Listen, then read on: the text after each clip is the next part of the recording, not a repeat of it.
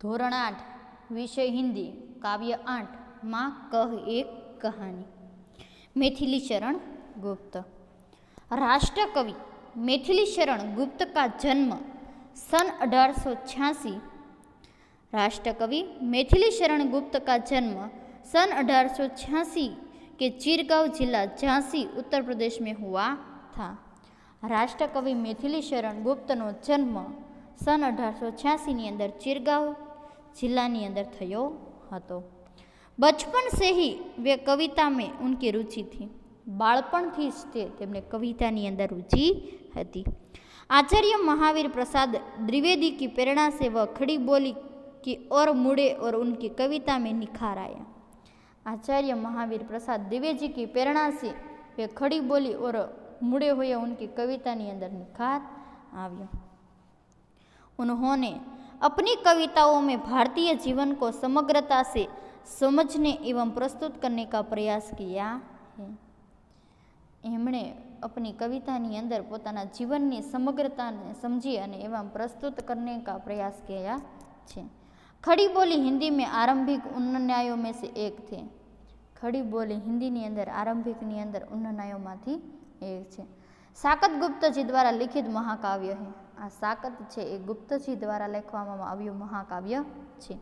इसके अतिरिक्त यशोधरा, पंचवटी, भारत भारती तथा जयद्रथ वध उनकी मुख्य काव्य कृतियाँ है। इनकी मृत्यु सन 1964 में हुई।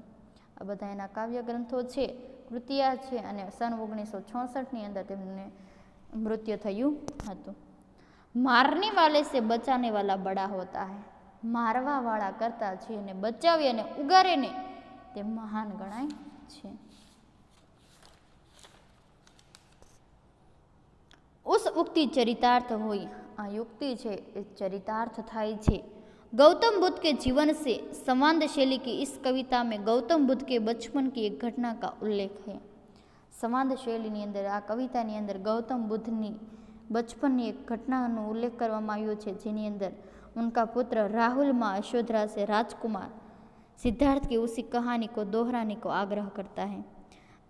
आ पाठनी अंदर जे राहुल एमनो पुत्र छे पोतानी माता यशोधरा पासे राजकुमार सिद्धांत विशेनी कहानी ने दोहरावा माटेनो आग्रह करे छे, जिससे उपयुक्त उक्ति परिभाषित हुई थी अने जेनाथी उपयुक्त जे उक्ति छे ते परिभाषित थाय छे। माँ कह एक कहानी। माँ एक कहानी तू मने कहे। बेटा समझ लिया क्या तूने मुझको अपनी नानी? बाळक ने कहे छे, बेटा तूने मने पोतानी नानी समझी लीधी छे?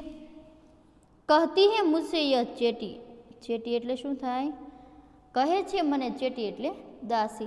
तू मेरी नानी की बेटी, तू मारा नानी नी दीकरी छे। आपणा मम्मीना आपणे नानी कहीए तो कहे छे के मने चेटीए दासीए मने कीधुं हतुं तो के तुम्हारी नानी नी दीकरी छे। कह मां लेटी ही लेटी। मां तू मने सूती सूती के पण तू मने वार्ता के। राजा था या रानी? आ वार्तानी अंदर राजा हता के रानी? मां कह एक कहानी। मां मने तू एक कहानी के। तू है हठी। हठी एटले जिद्दी। मानधर मेरे। मानधर एटले पुत्र।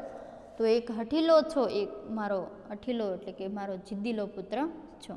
सुन एटले सांभळ। उपवन में बड़े सवेरे। उपवन एटले उद्यान, बगीचानी अंदर वहेली सवारमां बगीचानी अंदर तात भ्रमण करते थे तेरे। तात एटले पिता, तारा पिता छे ए भ्रमण करता हता। जहाँ सुरभि मनमानी। सुरभि एटले खुशबू, मनमानी एटले मनपसंद खुशबू छे ते फूलोनी आवती हती। जहाँ सुरभि मनमानी त्या शुं मनपसंद खुशबू आवती हती। हाँ माँ यही कहानी। माँ मने आज कहानी तू के। वण वण के फूलो खिले थे। जात जातना फूलो छे ते खिलेला हता। झलमल कर हिम बिंदु खिले थे। એટલે કે છે એકબીજા જે ફૂલના જે હિમબિંદુ એટલે કે ઓસની જે બિંદુ હોય છે એક સાથે अलग अलग भटकाई जाए छे अने बंधु भेगा थाय अने पाणीनी सर थईने नीचे उतरे छे। हलके झोके हिले मेली थे। धीमे धीमे पवननी अंदर हळीमळी रह्या हता। लहराता था वह पाणी अने पाणी લહરી અને નીચે ઉતરી જતું હતું. લહરાતા था पानी, શું લહેરાતું હતું પાણી?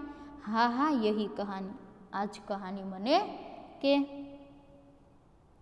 ગાતે તે ખગ કલકલ સ્વર મેં, ગાતા તા ખગ એટલે પક્ષીઓ, કલરવની અંદર, કલ એટલે મધુર અવાજની અંદર સ્વરથી ગાતા હતા. સહસા એક હંસ ઉપર સે ગીરા, એકાએક અચાનક, બિગધ એટલે વિંધાયેલું, બાણ દ્વારા વિંધાયેલું, ખગ એટલે પક્ષી, શર એટલે શરીરથી, એ બાણના શર એટલે બાણ, બાણથી શિરાયેલું પક્ષી છે નીચે પડે છે. હુઈ પક્ષી की હાનિ, હાનિ એટલે પક્ષીને ક્ષતિ પહોંચી, નુકસાન પહોંચે છે. હુઈ પક્ષી की હાનિ, શું પક્ષીને નુકસાન થયું? કરુણાભરી કહાની, આ દુઃખભરી કે દયાભરી કહાની કહેવાય છે. ચોંક ઉन्होंने उसे उठाया, આ રાજાએ એને ઉઠાવે છે. જો એ પક્ષી હણાયેલું છે. નયા જન્મ સા ઉસને પાયા, નવો જન્મ છે આ પક્ષીએ પામ્યો હતો. ઇતને મેં આંખે ટકાયા, આંખે ટક એટલે શિકારી, એટલામાં શિકારી છે એ પક્ષીને જે શિકાર કરવા માટે આવે છે.